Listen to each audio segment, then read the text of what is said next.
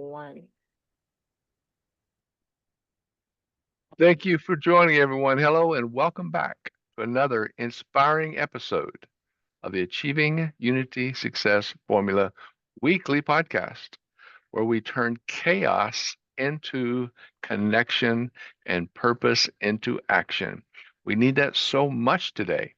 I am your host, Mark Intrican, and today's episode is about the Achieving Unity Success Formula through Sarah, the Constitution Cowgirl.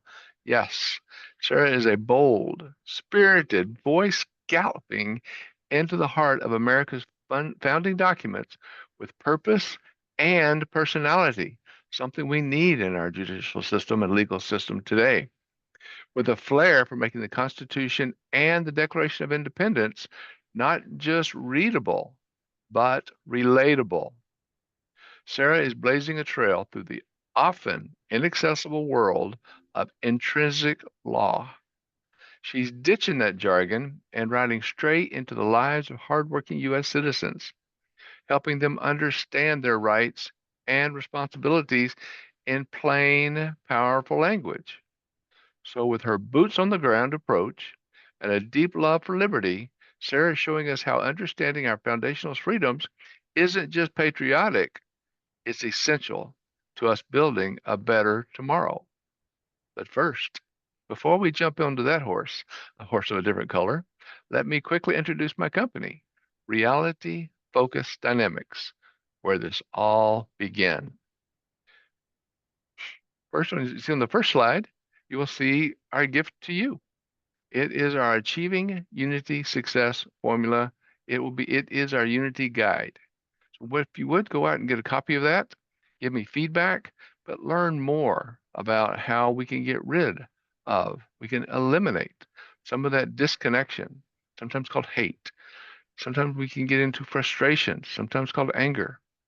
And sometimes we have too much time finding wrong, too much of it. And it's just something we need to get rid of. So please go out there and get your copy. The QR code on the left is for the guide. The QR code on the right is our blog to read our newsletter. Please check into both of them.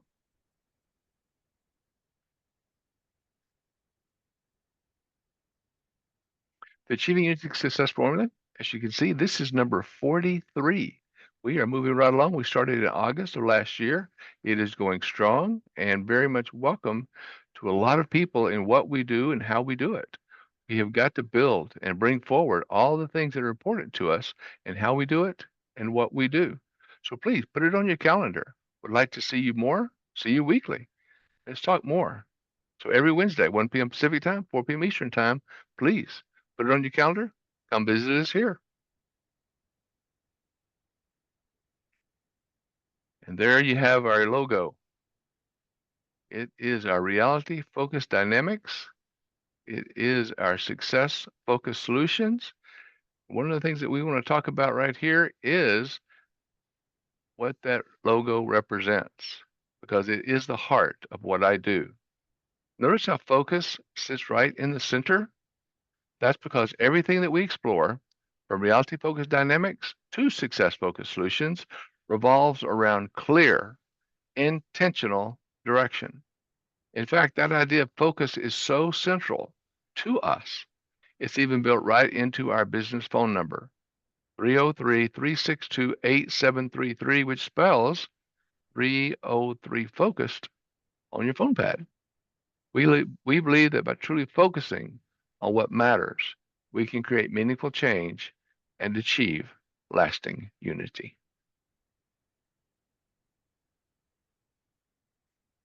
We have proven compassionate strategies that truly turn conflict into lasting harmony at home and in every relationship that matters. Are you ever frustrated by tension or arguments? Our 7 step roadmap gives you the tools to move from conflict to collaboration quickly and confidently. Craving stronger trust, honesty, and connection? Discover communication tactics that build respect. We all want respect. Repair relationships, some of the better relationships, the best relationships. and unify teams and families alike. With us, you transform that conflict into connection, together achieving unity. Our unity inspires homes, it shapes society, and it transforms workplaces. We help you turn frustration into understanding. Do you sometimes just say, "What the frustration?" Yeah, that's the better word. Find value in your actions instead of reacting in anger and frustration. One of the things that we show is that anger holds no value. Anger is just actions not gaining effective results. Right, ANGER, actions not gaining effective results. We can get beyond that and build a better life. Life does happen in every relationship, from personal to professional, from parenting time to partnerships, in the boardroom, in the bedroom, and every room in between. We show you how to embrace challenges and encourage a more inspired and inclusive future. That's our EII. If you go out to our newsletters, my articles, you'll find out more about EII.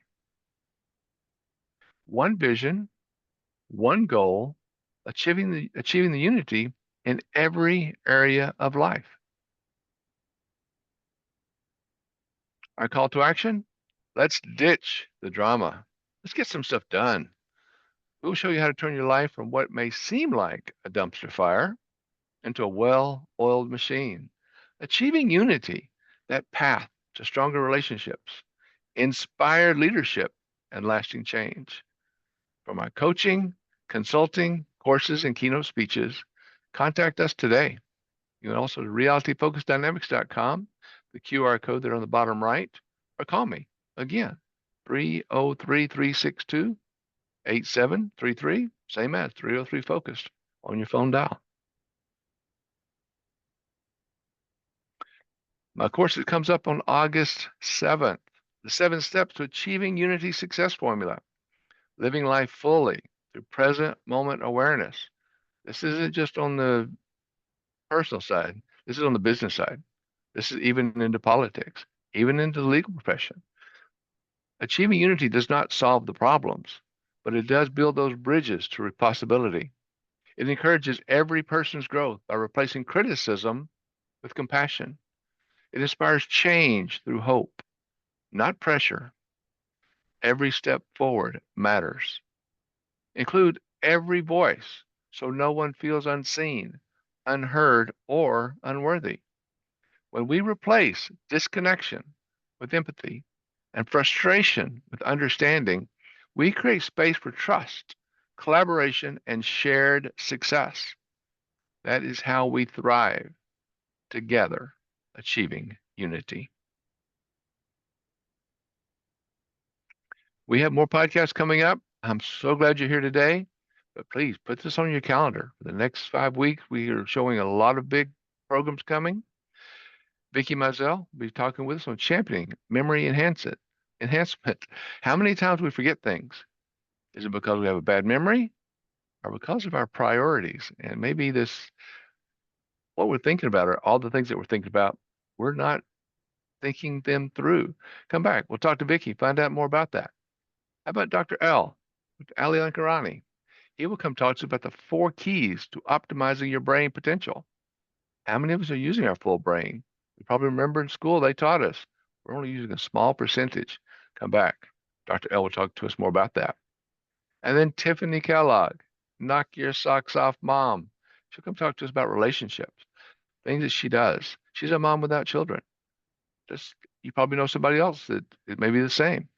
Bring it back. Let's talk about the communication, how we all do work in unity. Lori Sheldon, to heal, rebuild, resolve, create the life and love you deserve after toxic relationships.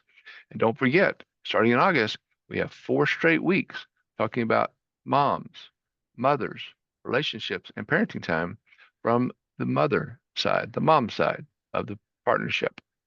After that, on August 13th, Jamie Martin will be here. Silence doubt and start living your life on your terms. How many times do we listen to other people?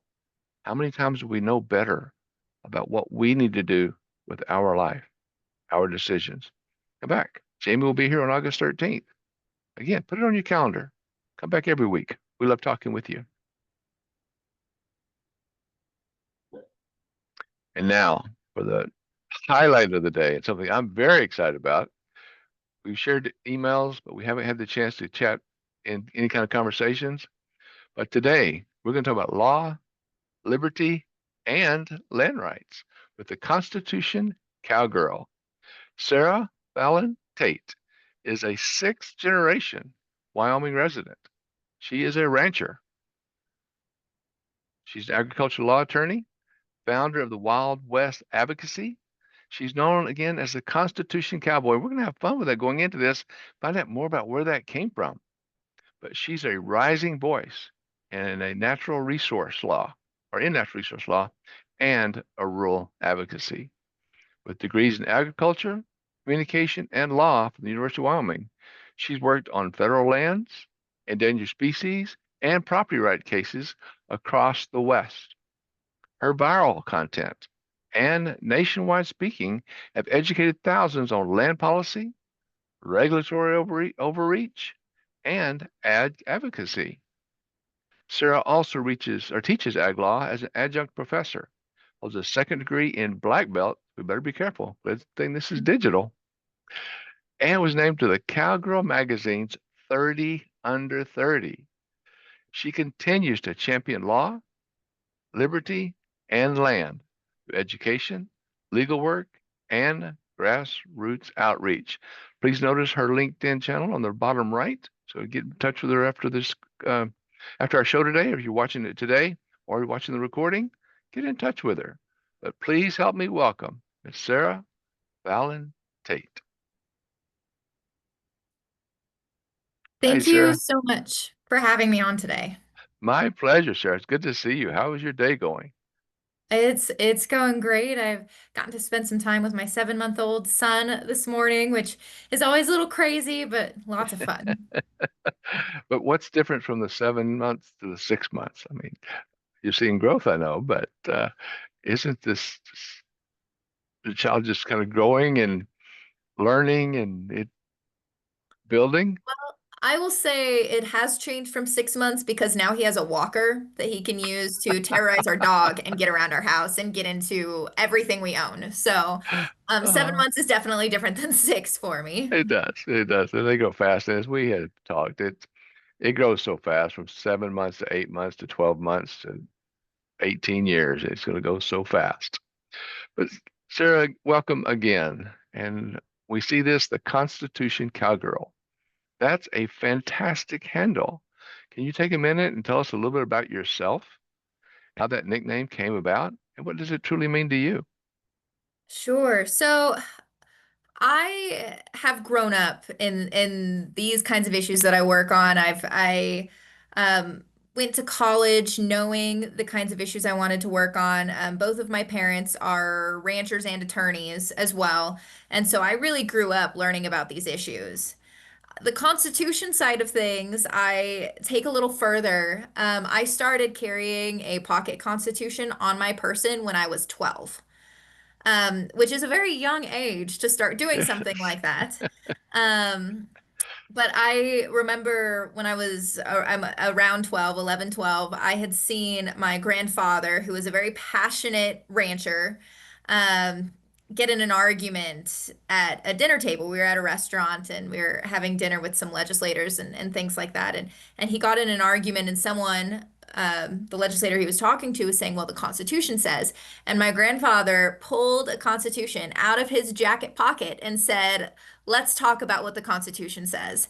And that made a huge impact on me as a child. And so I decided I was going to start carrying one of my own. It wasn't until I was in college when I realized how many people had never read the Constitution that I started carrying, I carry probably 10 at a time, and I hand them out to people that I'm talking to in public. Just we were in conversation, and when people are asking me what I do, and I tell them, and And so then I will just give them a constitution and say, you should really give this a read. And so I have a couple hundred copies of it at my house, and I just constantly refill. I have some in my diaper bag for my baby and purse, briefcase, you name it. I keep constitutions on hand so that I can give them out to people who I think should really give it a read, which is everybody. Um, if you do not know your rights, you can't enforce your rights. And so that's why I think it's so important to focus on the Constitution. And in my legal profession, where I do focus mostly on land and water rights,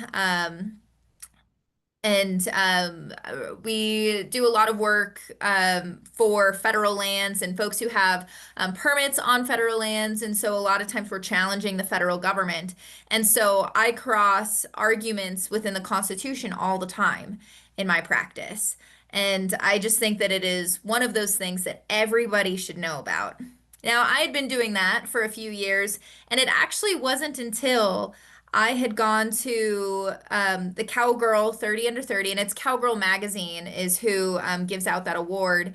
And after I had been nominated and selected, and I went to the celebration that they have in Fort Worth, Texas, um, and it is partly like a fashion kind of event, and I thought it was fun. And so I thought, man, I'm a lawyer. I'm really into the Constitution. I'm going to have a very patriotic outfit. And so I had American flag cowboy boots, and I was all decked out in red, white, and blue. And somebody called me, man, you're the Constitution Cowgirl. And I loved the name. And I had been actually thinking about it for a long time. I then took some time off because I had a child, and then when I went back to work, I thought, man, I need to capitalize on that name. I cannot think of anything else that fits what I do because my two favorite things in the whole world is patriotism and agriculture. And so I just adopted the name, the Constitution Cowgirl. That is excellent. And I'm impressed by the way it's a name that you can take with you. It talks about the Constitution, as you mentioned, is so important. But also the cowgirl, part of your life, part of what you do and how you live. You're a sixth generation Wyoming rancher, I believe is what I read, and that that itself is incredible. So, what's some things about being a cowgirl and being a lawyer? Maybe you have some interesting stories you could tell us about some ranch life lessons that might Sure, apply to. sure. So, my hand is actually broken right now, Oh no, because we were branding 2 weeks ago and I got kicked by a calf and broke my hand.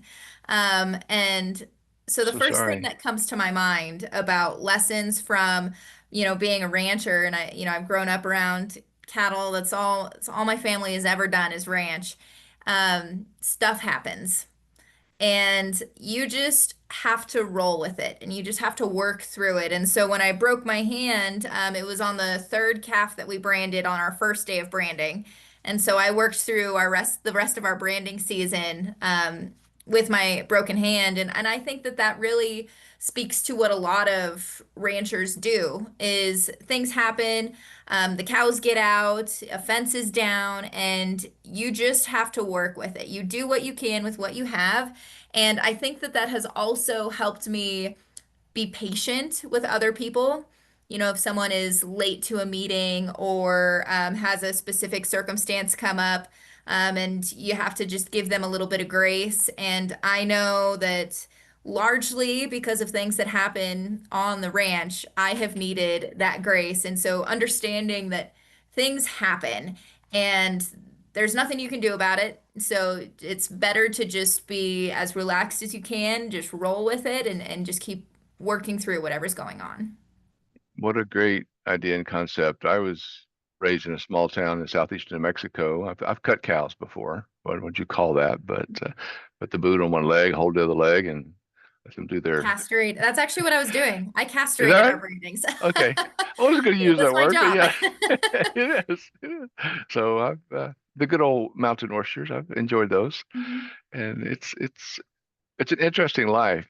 But for me, I was one of those that if I wasn't doing something, like we would ride the horses out on my other friend's ranch, Tommy, and we had a great time out there.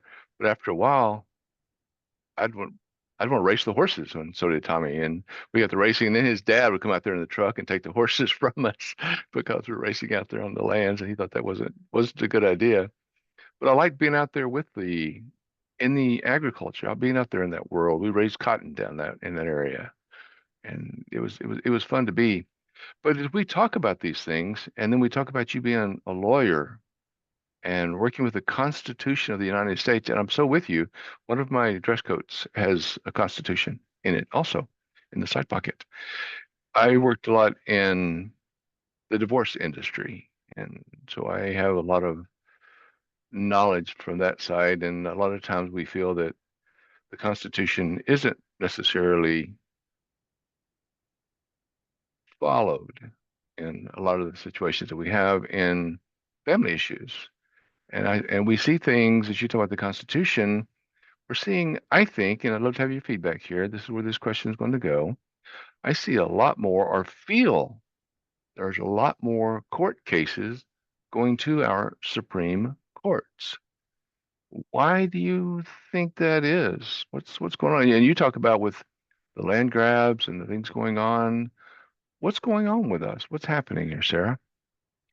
I think it's very interesting. One of the things that I remember learning in law school is it's only somewhere around 1% of cases that are petitioned to the Supreme Court are actually heard in front of the Supreme Court. So it's very, very rare when the US Supreme Court um, takes up takes up a case. And we have seen lately, and they really, a lot of the cases that have been heard in the last few years have had to do with limiting our federal government. And you see that in limiting agency authority. So the agencies are things like the Bureau of Land Management, the Fish and Wildlife Service. Those are the agencies that I work with quite a bit, but there's a whole bunch of federal agencies, and they follow the direction of the president. And they don't have lawmaking authority. That's what Congress is supposed to do. But they do have the authority to make regulations which have the same force and effect of law. And so lately, we've seen a lot of cases that have to deal with limiting that agency authority um, with the basis that the Supreme Court is arguing that Congress should be making laws and these regulations that there's something like 4,000 regulations passed in a year, and there's only like a couple hundred laws. And so it's really been a way to have more, restrictions or rules on the public, even though that is not what our Constitution was set up to do. Our Constitution very clearly lays out that Congress has the law-making authority. They do get to delegate some of their laws, but right now, I actually think that our Supreme Court is acting in a way that is trying to have our Constitution enforced more as an originalist. An originalist means that somebody who typically believes that the Constitution should be enforced as it was intended to be enforced when it was written. Whereas the other opposing side is that the Constitution is a living, breathing document and it should be enforced based on the views of the public right now. And so it's been kind of a swing for the first time in a really long time that there has been limitations set on the federal agencies. And that is an interesting as you're talking about that because, as you mentioned, and again, very in depth in divorce law, and as you know, I'm not an attorney and I do not give legal advice, but there are so many, I think, as you're mentioning, decisions by a judge that become case law. And then once that case law is written, others follow it. But yet, again, from my perspective, there's the county courts. In County A, the judge says this. In County B, the judge may say the same thing or be something totally different, but yet following the same law. And like we're talking about a constitution. I'm going a long ways here, but as you mentioned, it was written one way back in 1776, and based on what we knew at that time and the language at that time, right? Today, it's a much different life, and things are we're able to handle things differently. So how do we take that and not just the U.S. citizens' opinions, but how do we take what's in that Constitution from its original intent? And that word intent is used quite a bit in the law, right? How do we, how does the normal American, just the good U.S. citizen working their way through life, how do they know and understand this when there's so much diversity itself in the law?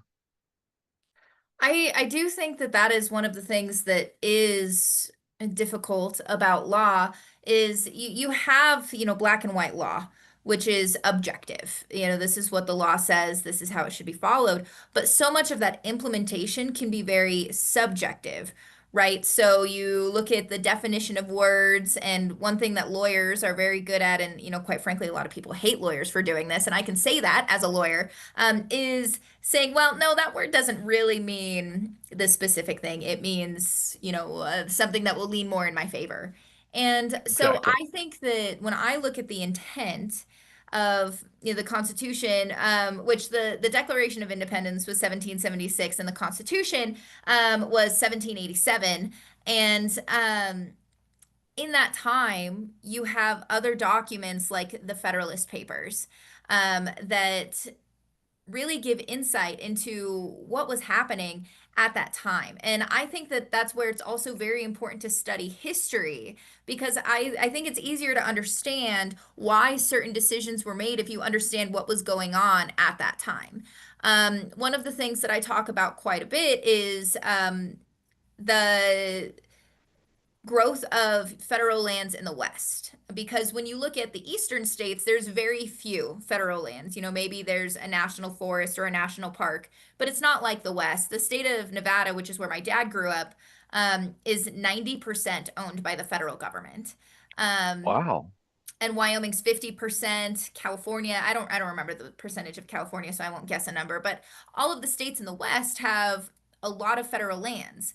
And when you look at the history of that, it's because the federal government wanted to retain these lands to release them slowly so that you wouldn't have the same like 12 rich people in, owning Right. all of the land in the United States. They wanted it to be for a lot of people. And so then it wasn't until 1976 that the federal government decided that they weren't going to be disposing of any more lands. And so I just think that that's an example of if you look at the history and you understand that, well, it makes sense to me that they wouldn't want the same, bunch of rich people from Virginia to own all of the land in California. And so all of the things that they did were to try to give Americans an upper hand and give them the opportunity to own some land. I could talk about that for a really long time, so I'll leave it right there. And I But could probably that's I could feed in with you. So you're right, Sarah. And I love it, but it's like you're saying for the audience and for everybody that wants to come back and Mhm. listen to this, touch on a few other things. But it's our legislature, right? Our Senate and our House that are challenged with writing the law initially, right? I mean, they are the ones that write the law, but then it gets into some kind of legal ease or what I sometimes call a legal tease that very few can understand unless we follow you into the legal room and what does this mean? What does that mean? And those definitions you're talking about, how can we get beyond that? I think the first thing that people can do is if you are finding yourself in a legal battle, or if there's, issues that you're very concerned about and that you care about, I think the first thing you should start doing is reading not just what the law says, but what the regulations say. So the laws are, as you said, what Congress writes. The regulations are supposed to help with the implementation of those laws. And so often when you go to court, it's more likely going to be over a regulation versus a law in and of itself. So So regulation, I'm sorry, let me before you go, regulation is for the implementation of the law. yes, Okay, go ahead. yes. Because in the Constitution, the executive branch is tasked with implementing and enforcing the laws that Congress writes. And those agencies that I talked about earlier, like the Bureau of Reclamation, the Bureau of Land Management, all of those, they fall under the direction of the president. And so part of what makes things so confusing is every time we have a new president, all of the regulatory agencies change. And so the way that the president wants those laws to be enforced and implemented is going to change based on their political leanings. So if you think about the policy changes between the Obama administration to the Trump administration to the Biden administration back to the Trump administration, those are really severe swings. And so I think it's really important to read what the regulation says yourself. Don't just, and I know that as someone who posts on social media, you can believe me, but it's really important to not just believe what people say on the internet. You should read the regulations that are impacting you yourself. So true. And one thing you don't want to do is go find somebody on Facebook that has written their interpretation of the law. And I have a couple of friends out there that are very engaged in doing some of that work, and it's quite interesting. So I like what you're thinking. And so as we talk about this, and one of the things that truly impressed me about what you do and what you're doing is the Declaration of Independence versus the U.S. Constitution. And you have quite a bit of writings on this. Is there any way that maybe you could share with us in just a short few minutes about what's the difference and how do you break it down? Sure. So the Declaration of Independence, as I like to put it, is our breakup with Britain. That was high treason, and that was the document that was signed in 1776 that told King George, we will not be following you. We are an independent nation. We have our own 13 colonies, and we will be starting our own form of government. So that was the official treasonous act that declared us as independent from Britain, which is incredible. When I think about that and what each of the signers were doing and what must have been going through their minds when they signed that declaration, and in their minds thinking that it was very likely that they would be killed for signing their name on that document, is incredible. And then we fast forward a few years. The first form of government that we actually had was the Articles of Confederation. Um, they were written as an initial form of government that had almost no centralized federal government. There was only one house, and that was the legislature, the law writing, but there wasn't a president or anything like that. That was passed, I believe, in 1781, and it really didn't work. Each state was acting as its own country, and so it didn't work for a system of states. And so then the U.S. Constitution was in 1787, is when it was signed. And it initially was just the first 7 articles. There was not a Bill of Rights yet. The Bill of Rights is the first 10 amendments to the U.S. Constitution. Um, but the Constitution is what set up our form of government. So the Constitution lays out this is what Congress does, and this is what the judicial court systems do, and this is what the president does. And it specifically lists all of those powers that each branch is supposed to do, along with how many votes you need to pass a law, how the Constitution is passed, how it can be, just each various job that our 3 branches of government is supposed to have. So the Declaration of Independence is how we got our freedom, and the Constitution is how we keep our freedom. I like we say that. I saw that in one of your articles, and those are the words that you use. I thought it was so impressive in how you bring that forward and what you do. How do you think, we talk about this and I question it quite a bit. As you mentioned earlier, the definitions of the terms and how things were written back in the late 1700s and how things are written today and what things mean.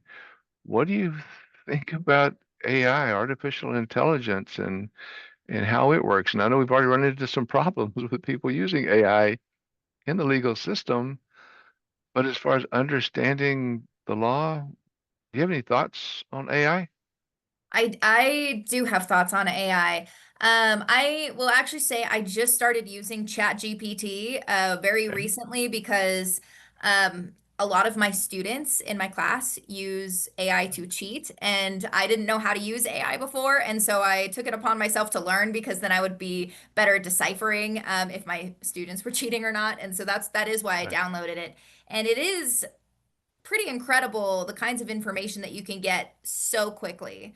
However, I also know firsthand, based on some of the questions that I've asked it, it is not always correct. Because I think AI essentially just searches the internet really quickly and pulls up various sources and can put together information for you.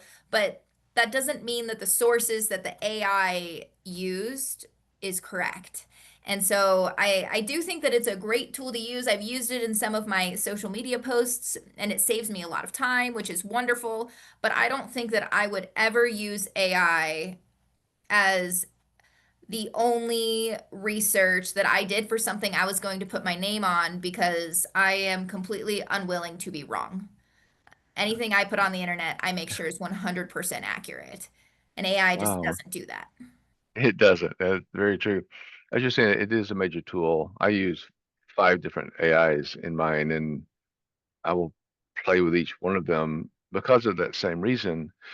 But for me, there are times that I will take a medical or legal opinion and run it through all 5 of my AIs, and ChatGPT is one of them, as well as Copilot and Gemini and several of the other ones, Grok and one other one.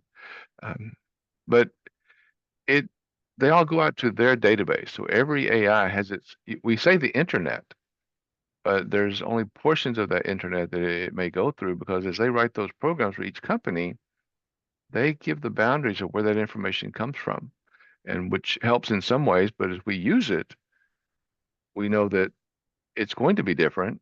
And like you're saying, where did the information come from? Hopefully it didn't come from Facebook, but it does come from different areas. But sometimes could it also be helpful in understanding some things that are written? Absolutely. And I think that AI does a great job of taking information and making it digestible. So if you ask it a legal question, I mean, I wouldn't follow it as legal advice. I certainly would not do that. But it does, I think, help make things understandable. And, if you, for your own information, if you just want to know about a certain subject, I think AI is a great tool for that.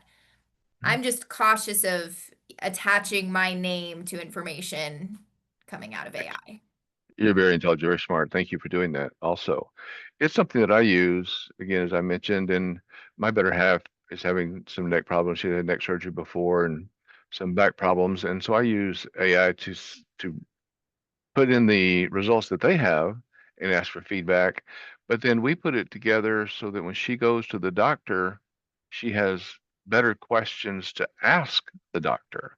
As I work with people, especially going through the divorce industry, they have better questions to ask their divorce attorney.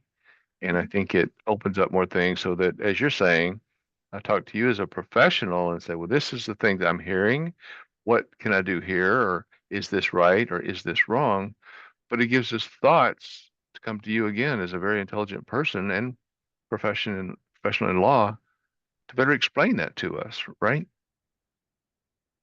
I agree. And I also think that it's good for, there's you see in the news, I get very frustrated reading and a lot of times this comes from social media posts, but you'll see somebody has just read a headline and then they make their own implications of what that means and so then you get a headline that makes people mad and it's the clickbait thing and when you add context to a certain issue, that's not really what's going on. And I think that Right. AI is a really great way to quickly add some context so that you do have maybe not necessarily a very deep understanding, but a better understanding of any kind of issue that you're talking about. I agree with you. That's so true. And one of the struggles that I have is how then each judge who in most cases, I know in Texas there's some judges that are elected that are not have not been an attorney, or that's the way what it used to be. I'm not sure it still is, but every judge, almost every judge, is formerly an attorney that has 5 or more years of, adversarial experience, but they also have different opinions. I think, as you were mentioning, on the laws that they're reading and can come up with different perspectives based on that law. Several years ago, back in the 80s, we changed the term visitation to parenting time in our divorce law because no parent is a visitor in their own child's life. But we received quite a few struggles from the Bar Association and from many attorneys that they didn't like the term parenting time over visitation. And again, it was something that we wondered and we even asked, is that because of a comfort level with that term visitation? And why wouldn't someone want to see that as parenting time when you're with your child compared to being a visitor in your own child's life? Do you see maybe some similar questions with attorneys and lawyers that you work with?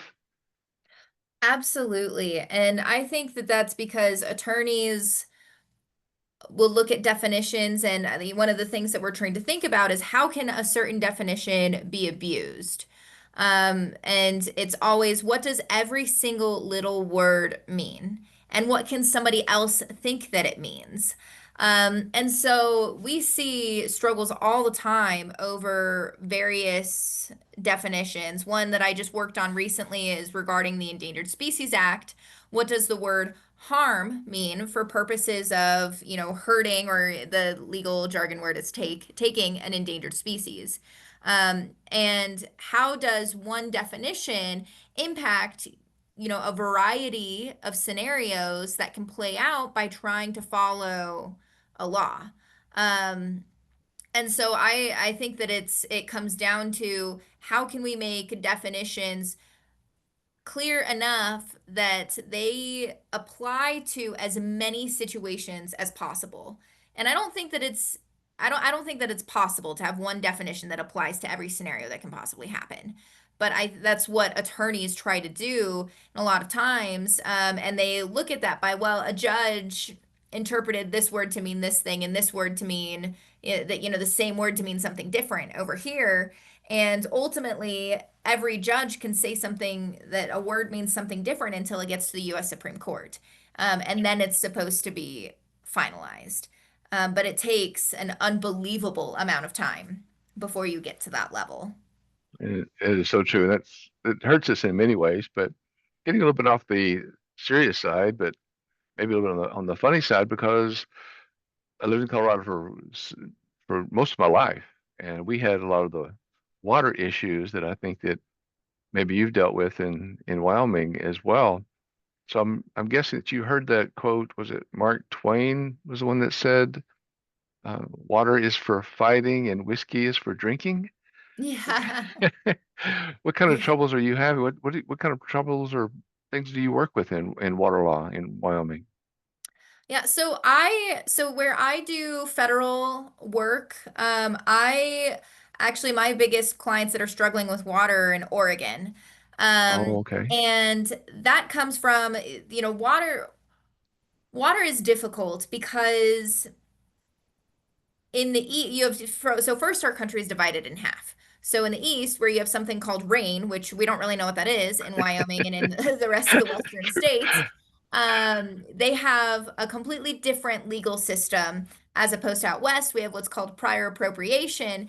And so that basically boils down to whoever claimed their right on the water first, has first priority of the water. So then it's in a timeline order of priority. And if we have a drought or something like that and we run out of water, it's those people who have the youngest claim who lose their water first. And when you're in states that have big desert areas and big population meccas, we see a lot of times where in states like Nevada, where they're constantly trying to get more water for Las Vegas. And anybody knows anything about Nevada, you basically have Las Vegas and Reno, and then a whole bunch of very, very, very small towns. Land. Yeah. And so those cities have been trying to figure out ways to get water from the other parts of the state. And sometimes that's at the detriment of irrigation practices, which are used to grow food. Um, and so we see a lot of big struggles between urban areas and rural areas. As far as who needs the water more, is it the city? And that's used for a variety of things, drinking water, which is obviously very important, but it's also used for the fountains and golf courses and things of that nature versus somebody who's using it to maybe grow grass for cattle to eat, or they're using it for crops or things of that nature. And so now you have a really subjective question of what is the most important use of the water? And that's really what it boils down to is a very subjective question that's going to be very different from anybody that you ask. What is the most important use of water? And I think, like you mentioned, Sarah, it also depends on that important use about where you live. And let's maybe think about an example of that stream that's flowing along, and one person lives here, one person lives here, and this person lived here longer than this one. And there's a person down, let's say, at the theoretical end of the stream that just moved in. Their water rights are very shallow, I guess, in some ways, not to play on that word, but yet they need water. They need water to drink, and of course they're for their home. What happens in those situations? It really depends. Yeah. In the law, it kind of does. That was kind of a Yeah, loaded question, but yeah, sorry about that. yeah. Yeah, one of the things I tell my students, because they ask me a lot of, questions about laws in the class that I teach and the answer is always it depends. Because I don't think that you can play out a certain scenario without having specific facts in place. Because there are times where junior water users are able to get, more water if, say a senior water user, someone who has an older water right, is misusing their water. And there's a bunch of legal terms like um, beneficial use. What is a beneficial use? And there's a lot of different parts of water law that play in together. And so it's really not possible to say how it plays out because it's so vastly different based on the specific fact scenario. Mhm. I just sure that you explained it very well because it is tough and it does dots. DOTS is what I work in information technology. The dots on the screen depends on the situation, the dots. And I can see that how that happens. And as we were talking earlier, it could be different from judge to judge, and then probably why it goes up to the Supreme Court so often too, right? Yeah, yeah, and with that, when it comes to water, water is based on state law, not federal.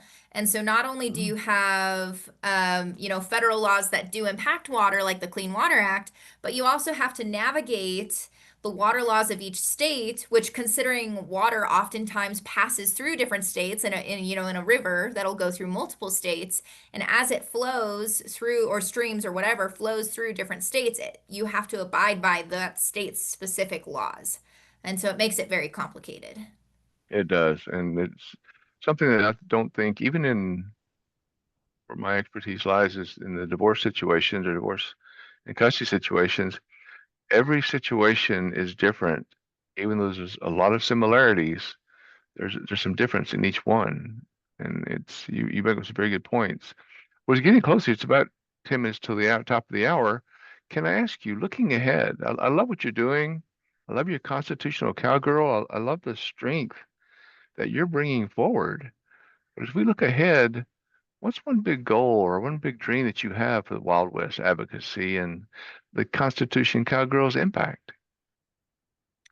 I would really like to figure out how to bridge the gap between rural and urban areas. I think for rural issues, one of our biggest complaints is that a lot of times an urban area has no idea, what we're doing or how we're getting food to the grocery store. Um, there's something like I read a statistic that it was 24,000 adults in the United States, which 24,000 out of the entire US population is not very That's much, not but much. 24,000 adults believe that chocolate milk comes from brown cows. And No way. 24,000 out of the entire population of the United States is not very much, but that still seems like way too Wow. many to think that chocolate milk comes from brown cows.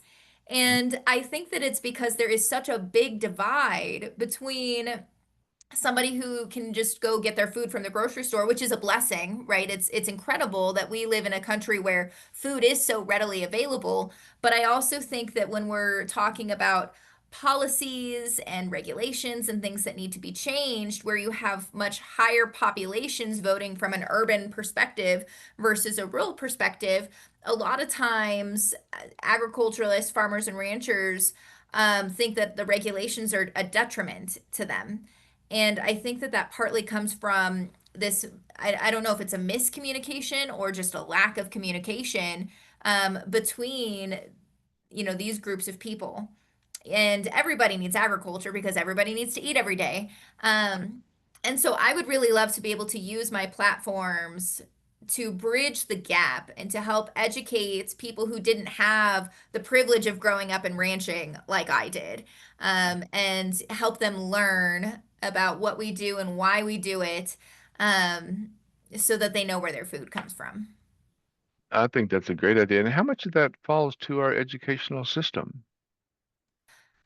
I would venture to say quite a bit. I know there was an agriculture program in the high school that I went to in Wyoming, but I think a lot of schools do not have that, and it's probably not even a thought for someone in New York City to learn about agriculture. And I think that it's specifically because of how easy it has been for food access for generations now. It used to be everybody, at least your grandfather, your uncle was a farmer, and now we're generations removed from that. And so I don't necessarily blame urban areas and urban school systems because chances are it's not even a thought in their mind that they need to have an agriculture program. But I would really like to help lead that change. I would love to help you, and I bet you there's a lot of people that will listen to this that would like to help you in that. Also, there's people like yourself and myself. I remember back when one of my first jobs was weeding a cotton field, Hmm. irrigating a cotton field. And that was, that's doesn't take much intelligence, but it is a required process to raise cotton, which turn comes into our jeans and our shirts and everything else. It's the major thing that people don't know or understand. But like you said, how many people think about that? When you're raised in suburbia, Hmm. urban context, why do you want to learn? But yet, I think as you're saying, Sarah, there's a lot of that we all need to know about, right? Absolutely. And if we were to have, some big national disaster, knowing at least the base of how you get food, so that you can survive, I think would be really, really important. Um, and again, just I think that we're in a place in our nation where people want to know a lot about a lot of things. And I think that that's partly why AI can be used so widely. And so I think that, and there's also a really big movement right now for like know your farmer. Know where the food came from. People are Oh, very hmm. in tune with what they're putting in their bodies right now, which I think is a wonderful thing. And I think that that is one way that we will be able to help people understand what it is that we do, and why it's important to think about agriculture when you're voting for, various politicians or, regulations or ballot initiatives or whatever. Why you should be thinking about agriculture is because you need it too. And we're just trying to feed the world. That's exactly right. And I think you said a lot right there that not enough of us vote.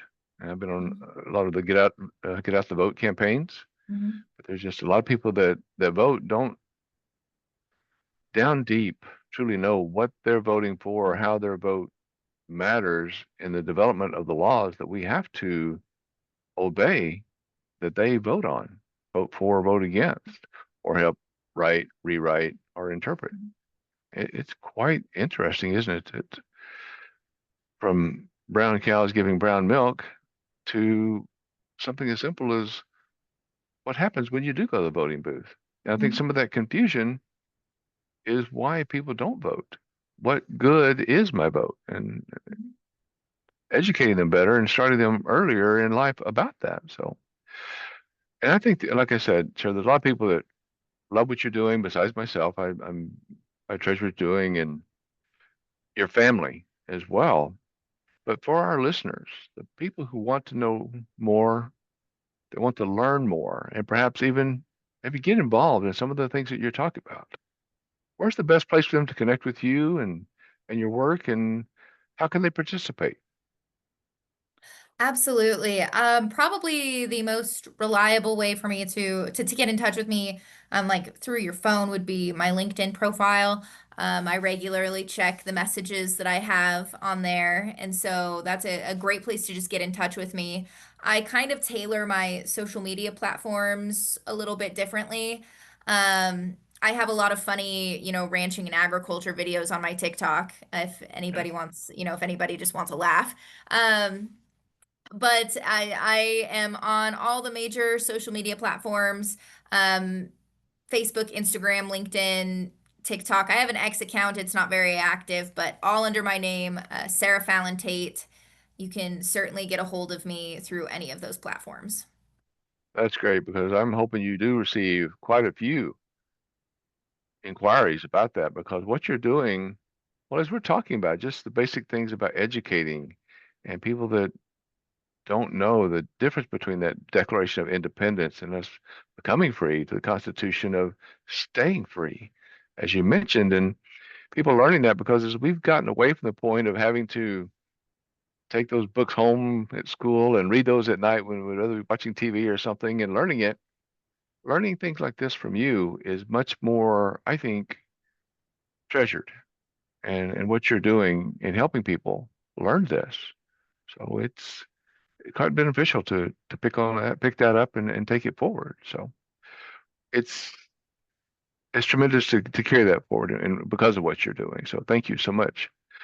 Sarah, this has been, of course, incredibly insightful. To wrap things up, can you help us maybe with one key takeaway or maybe an action item that you hope the listeners, us, can grab from today's conversation? Maybe help us better understand and participate in these vital conversations around law, liberty, and land rights. I would say get a pocket constitution and read it.